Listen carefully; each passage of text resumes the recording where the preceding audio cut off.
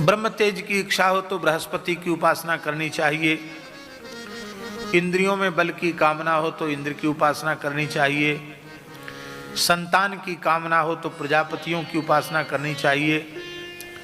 लक्ष्मी की कामना हो तो भगवती माया देवी की, दुर्गा देवी की उपासना करनी चाहिए। तेज की कामना हो तो अग्नि की उपासना करनी चाहिए।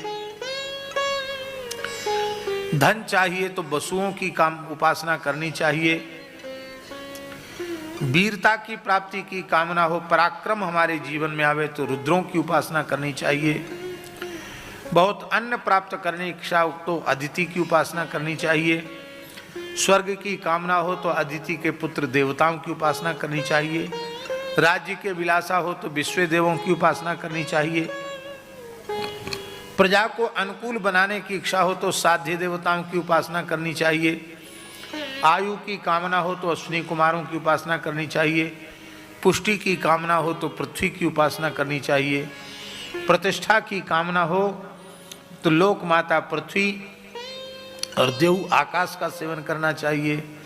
सौंदर्य की कामना हो तो गंधर्वों की उपासना करनी चाहिए। पत्नी की कामना हो तो उर्वशी की उपासना करनी चाहिए।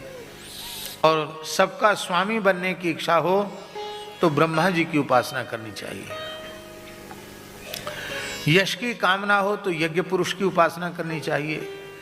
खजाने की कामना हो तो वरुण की उपासना करनी चाहिए। विद्या कामस्तु गिरिशम, विद्या प्राप्ति की कामना हो तो शंकर जी की उपासना करनी चाहिए। पति पत्नी में प्रेम लगातार बना रहे और बढ़ता रहे, इसकी इच्छा हो तो भगवान गौरी शंकर की उपासना करनी चाहिए। धर्म का उपार्जन करने की इच्छा हो, धर्मार्जन करने की इच्छा हो तो भगवान विष्णु की उपासना करनी चाहिए। भगवान की भक्ति से धर्म बढ़ता है, भगवान की उपासना से धर्म बढ़ता है। वंश परंपरा की रक्षा की कामना हो तो पितरों की उपासना करनी चाहिए।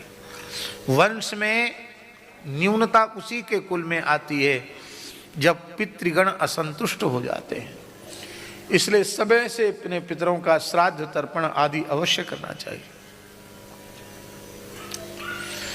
बलवान बनने के लिए यक्षों की उपासना, बाधाओं से बचने के लिए यक्षों की उपासना, बलवान होने के लिए मरुदगणों की उपासना, राज्य के लिए मनवंतरों के अधिपति देवताओं की उपासना, अभिचार की सिद्धि के लिए निवृत्ति की उपासना, भोगों की प्राप्ति के लिए चंद्रमा की उपासना,